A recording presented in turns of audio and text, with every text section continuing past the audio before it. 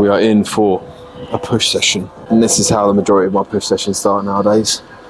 Foam rolling the fuck out of my back. For some reason, there is a tight muscle somewhere around the left side of my back. I think it might be my teres or supraspinatus, but basically what I've been told is because my left pec is tight, it's pulling my shoulder forwards, which is then causing the entire left side of my back to be all jacked up. So all the muscles around that area are really tight, like my traps, infraspinatus, rhomboids. I'm sure they're all pretty jacked up, but especially this muscle here where the foam roller is. And when I go into pushing and pulling movements, obviously there's a lot of scapular movement, so the muscle around there can get aggravated from quite a few movements. So the past 4 or 5 weeks working with Kieran, it's just been a case of finding movements that don't cause pain and running with those. But there's a lot of movements that do cause pain, and it's like almost a very slight pain. It's hard to even tell. But once it gets aggravated in the session, that's it. Kind of every movement aggravates it. So it's frustrating, but we're getting there slowly. Good news is my knee and elbow feel much better. So we're nearly there with the scap. So this is a little mobility drill that I do to warm my shoulders up. Been doing it for years, never had a shoulder issue. So you're gonna grab 2 kilo dumbbells or 1 kilo dumbbells, hold them directly out to the side here, do 20 small circles forward like this, really nice and tight, arms straight out to the side. When you've done 20 small circles forward, do 20 small circles backwards. Once you've done that, 10 full range of motion side raises, not slinging the dumbbells up, controlling every portion of the rep. When you've done that, 10 shoulder presses. Literally, that is all you really need to do in terms of mobility for a pushing session. You don't need to spend fucking hours doing a warm up. I obviously am spending a bit more time because I've got a lot of niggles, but to prevent the niggles, you need to be doing stuff like this, and then maybe some additional mobility, foam rolling, stretching around the workout to help prevent those injuries. But I wouldn't waste loads of time and energy doing it before the workout, because you know, you want to save that energy for the workout, and it's just the excessive amount of work that doesn't need to be done. So intra-workout of choice is a scoop and a half of cyclic dextrin. It's the one from Strom. I'm not sure exactly how many carbs is in that, but I just have a scoop and a half every day. I think it's just about over 30. I'm not too sure though. Then we've got a scoop of essentially amino acids and 5 grams of creatine.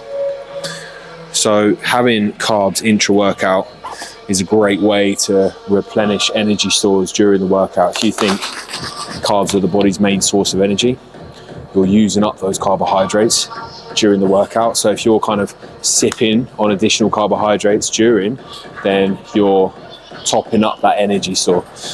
Imagine it like it's a car driving a race. You start the race with a full tank. As you go through the race, you're draining that fuel, but then, you know, maybe you've got like a little guy on board that's filling up your tank halfway through the race to keep you going. A little cool analogy I've just come up with there. I'm proud of that one. Okay, let's fucking get into it. Okay, so first movement up, we've got a shoulder press. This is the Nautilus Nitro. Brilliant piece of kit. So when it comes to pressing movements, as a general rule of thumb, you want to be able to stay within your active range. A lot of people would argue that if you exceed that active range, over time it can lead to some joint issues. So what you can do is just do the movement without any weight in your hands. You can see my hands, just if I just let them kind of flop like this, they naturally want to end about here. This is called my active range. The only way my hands can come down further than this is if I force them down, or if there's an external load in my hand, dumbbells, machine handles. So if my hands end there, I want the handles to start there. So you can see, because I've been doing this movement for a while now, I know with the seat on setting 5, the handles start within my active range. So I'm going to grab the handles and simply press. That's it. Obviously I'm just warming up here. When it comes to the warm-up sets, what I'm going to do is start with a very light load, do roughly 8 to 10 reps, progress the weight, lower the reps, progress the weight, lower the reps, to the point where I get to my top set. So that warm-up set before the working set will probably be 15 to 20 kilos lighter of my working set, and I'll literally do that for about 2 or 3 reps max. I don't want my warm-up sets to impact my working sets. That's not the objective. The objective of a warm-up set is to get blood flow into the joints, get used to the movement, almost think of it like a rehearsal before the big play. Kuba actually said that, I heard it in one of his videos. if you treat your working sets like the big play, the warm-up sets are like the rehearsal. You want to treat the warm-up sets like you would the big play. All right, on to the final warm-up. Now you can see with most shoulder presses, they put you in a very upright position. If you put your back flat up against the bench, you end up pressing very much like this. It's not ideal for a shoulder press. You want to be pressing more of your elbows in front of you like this, slight incline like that. So what you can do, if your shoulder press puts you in that very upright position, simply shift your hips forward a tad, grab onto the handles as normal, and you've almost created that slight incline like this. Imagine on a bench, you don't want it to be bolt upright like that, do you? So if the bench won't move, you can just move your body to create that slight incline. You've just got to make sure that when you do it, you haven't got an excessively arched back like that. Make sure that your spine stays neutral. Keep a nice tight core. Breathing and bracing is going to be key with a movement like this.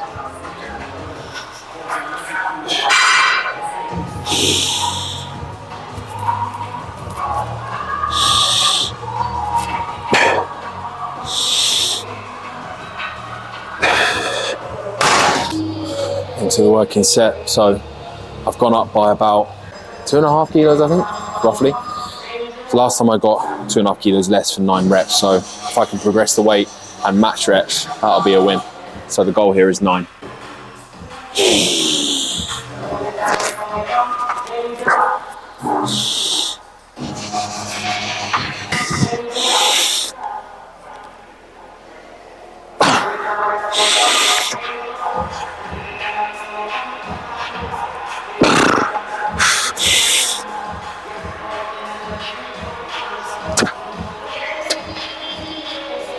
Oh, yes.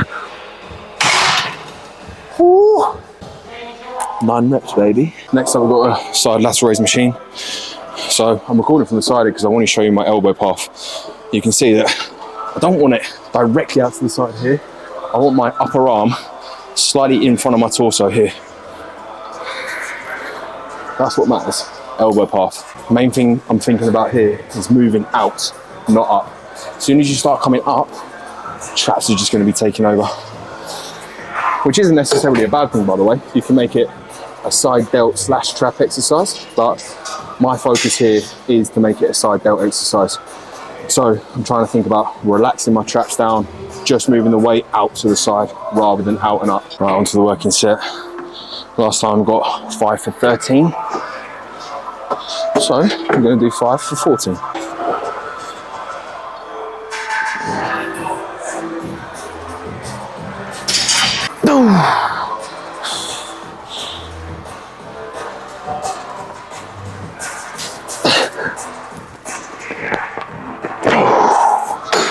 Fuck.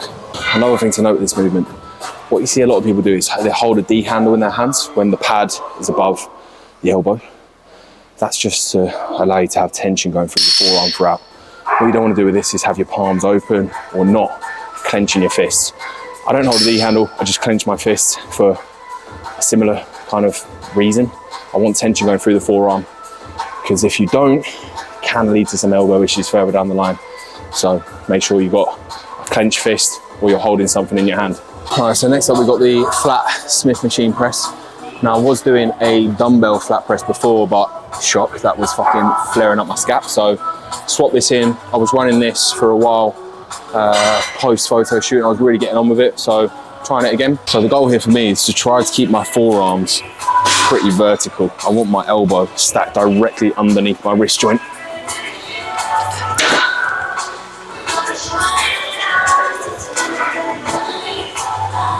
Little pause in the lengthened, where the movement's hardest. So a mistake you see a lot of people make with presses is they flare their elbows out way too much. They've got like an elbow path out here.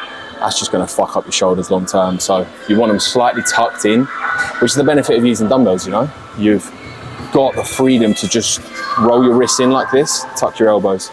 With this Smith machine, you can kind of create the same thing, but that might not be suited to some people. So, you know, if it feels a bit weird, give it a couple of tries first, but if it's still not feeling great on your shoulders, don't worry about doing something that's got like a straight fixed bar like this.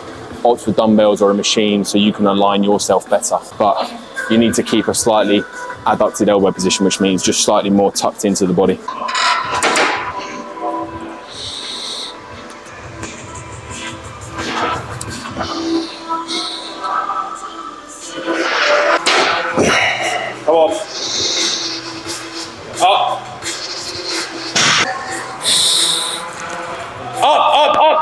Yep. Come on, there's more. Yep. Yep, yep, yep. Yes. Woo. Woo. Okay. I feel good. Cheers. Okay, next up we've got this Nautilus chain-driven fly machine. So this is a new movement. Before I was doing a cuffed costal fly coming down like this. So it's kind of like a replacement for that because again, that's bearing up my scap. So last time I did this, well last week I did this for the first time and it seemed to be okay. So just gonna run with it. Only problem with this machine is, look how far down they start. My arm wants to start up here. So it's an absolute ball ache to get into. So don't laugh if I fuck this up. We're in, success. So similar to what I said to before, don't want an elbow path directly out at 90 degrees, slightly tucked in, coming down, feeling a good stretch on the pecs. And then you think about bringing your elbows together at the top. Slight bend in the elbows, you come down, feel the stretch in the pecs, pause there, up, elbows together. Onto the working set. Now, this is where it could go terribly wrong. So the knack to it is, I think you got to do one side first. Then shimmy the other side. Right, we're in.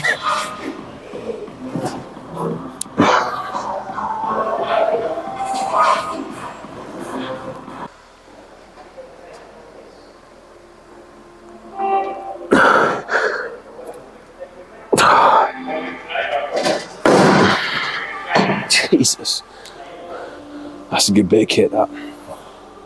Sometimes you see these older pieces of equipment and you think, that can't be good, it's like 20 years old, but often the older stuff are some of the best well made, which I know sounds a bit backwards. You would have thought as time progresses, the machine quality improves, like the manufacturers get smarter, but it's not always the case. And unfortunately, a lot of these old school brands like Nautilus have been bought out by bigger companies. I believe like Life Fitness has bought a load of these other brands and just ruined the machines, quite frankly. So often these older, rarer pieces are some of the best in the world, which is why I love training here, because you've got all these rare pieces in one place, and yeah, it makes it worth it, driving 25 minutes to get here every day. Onto the trotter's press, which is like a nice incline press. And I was using that Nautilus press there, but again, the scap was getting flared up. Shock. So yeah, this is swapped in. Last week did it for the first time. Really nice press. Didn't cause any issues. Like I said, slight incline press. So I've picked a seat height that allows, again, for my elbow part to be slightly tucked in. I don't want to come out here. So for me, setting forward is pretty spot on. So firstly, use this. And again, I'm thinking about pinching my shoulder blades together on the bench behind me. Chest nice and high. I don't want to allow my shoulders to roll forward at the top of each rep, because just offloading that weight onto the front delt at that point. So here we go.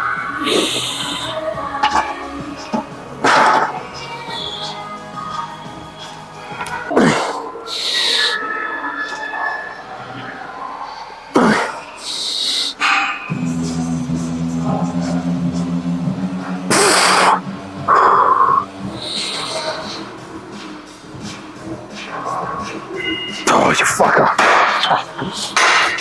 How we're moving. So something to bear in mind is, as you go on through a session, your ability to get that muscle fully contracted diminishes. So if I was to do that at the start of the session and went for that 50-50 rep, most likely could have got it. But now that I've done quite a lot of work beforehand, my ability to get that muscle contracted and short, like I said, diminishes. So I've got to bear that in mind from a programming standpoint.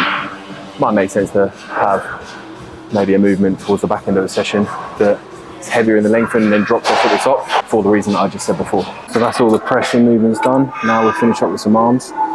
So first movement on arms is this Rapunzel press down, it's called. This is a new one that Kieran showed me. It's actually really nice. So use the cuffs like this, have the cable in a high position, let your arm come back as far as you can, pause there. And that is where the most tension is. And it's rare that you find a tricep movement that lines up really well, that taxes the tricep in this lengthened position here. So this is a great one. And just press down like this.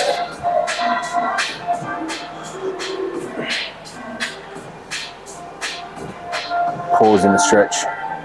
Now, you can see that my elbow stays still. I'm not allowing it to come backwards like this or forwards like this. Keep the elbow still. The only thing that's moving is my forearm. Now for me, because I've had some issues with my elbow, I have to do a lot of warm-up sets on this. And we're using something called BFR bands, blood flow restriction bands. Now, if you watched my leg day video, you'll know that I'm using these for quads as well, because I've got patellar tendonitis. Basically, my joints are just fucked. So the idea behind this is you put it on at the top of the arm. Blood is able to flow away into the arm fine, but coming back, it gets trapped a little bit. So you're basically like accumulating a lot more blood metabolites in your arms or in your legs, wherever you're tying this to. And that blood almost acts as like a bit more of a lubricant around the joints. And you can get similar stimulus out of the set with slightly less load. So for me, that's a win, because as soon as I start going too heavy on these, I just feel it loads in my elbows. So I can't show you how I put them on. They are a bit of a ball ache to get on and off, to be honest. But yeah, if you've got similar issues and you want to get some of these, just type in BFR bands or blood flow restriction bands on Amazon. You can pick them up quite cheap, but you know, if you've not got joint issues, you don't need to worry about faffing around with this, because the only reason I'm using these is because I've got some joint issues and we're trying to kind of work around it. So the goal here is just to get it as tight as fucking possible. Should be almost uncomfortable. So like I said, trapping the blood. And I'll do 2 sets here, both 15 to 20 reps. And I'll keep these on in between sets. So like I said, that blood just stays really trapped in the arm. But the fucking pump afterwards is absolutely excruciating. We're in. You can see these ones are a bit long, because these are actually the ones you're meant to use for your quads, because I lost the elbow ones. So that's why they're dangling down a shit ton, but does the same job. So we come back nice and slow, 2-second pause in the length in there. Down, 1 in short.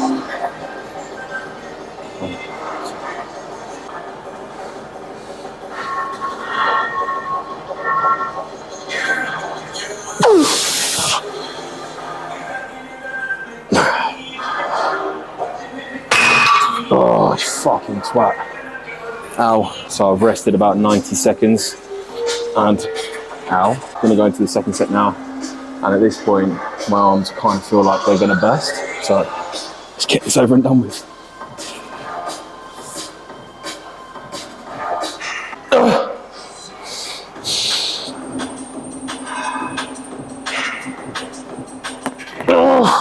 Come on.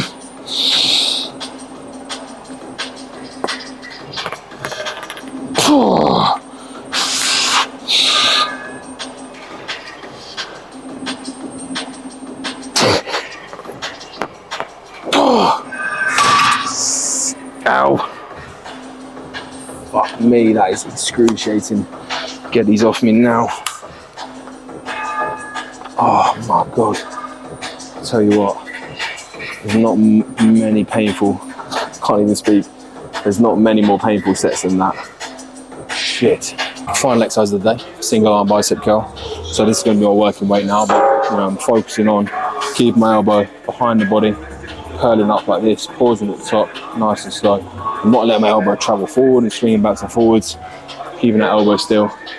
This is a really good movement because it drops off in this position, gets heavy here where the bicep is strongest, and then drops off again at the top. So the strength profile of the muscle matches the resistance profile.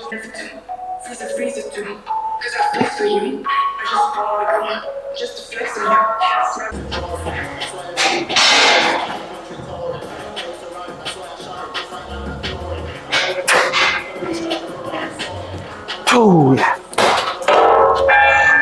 So the good thing about doing these single arm is you can align yourself with the pull of the cable. So for me, doing arm work single arm is always going to be better. So you can see that I've kind of like twisted my body off to here. That cable's just going to come straight up and through here.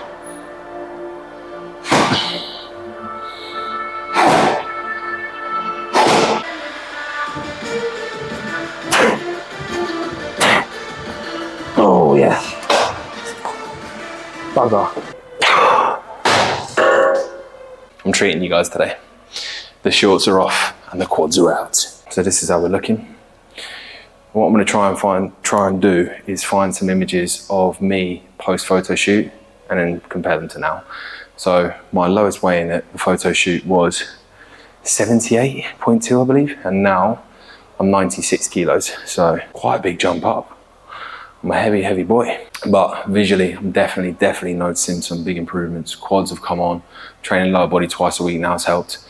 Arms, especially biceps, have definitely grown. So I'll go through some rounds.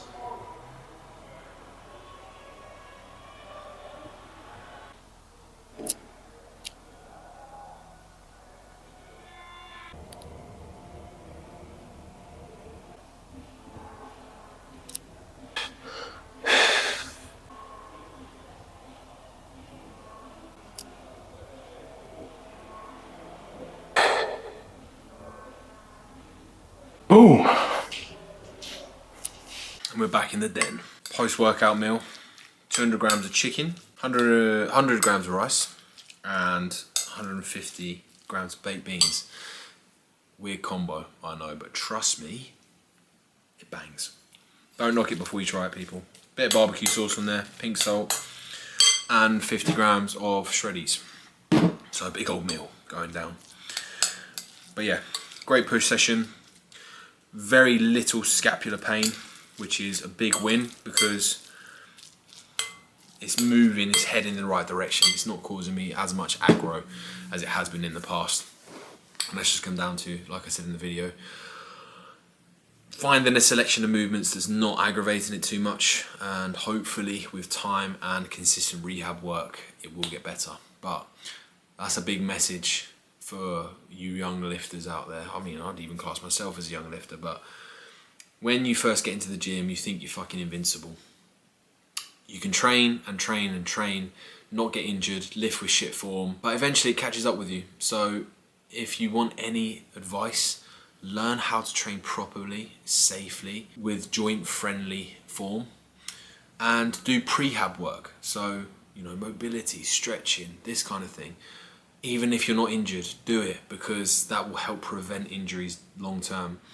And ultimately, if you can spend a small amount of time doing that, it could potentially stop you from getting injured and being out of the gym for 6+ months with a tear or something like that, worst case scenario. So yeah, don't be like me, do your prehab work and stay injury free. But that is going to wrap it up for the video. Nice shortish one today, just done a push session. If you're enjoying the training videos, let me know, comment down below, do all the supportive stuff, like, subscribe, bell notification, big one. I'm going to tuck into this, watch a bit of YouTube, and then chill. Bit of work to do first, but then chill. I hope you enjoyed the video, and I will catch you in the next one. See ya.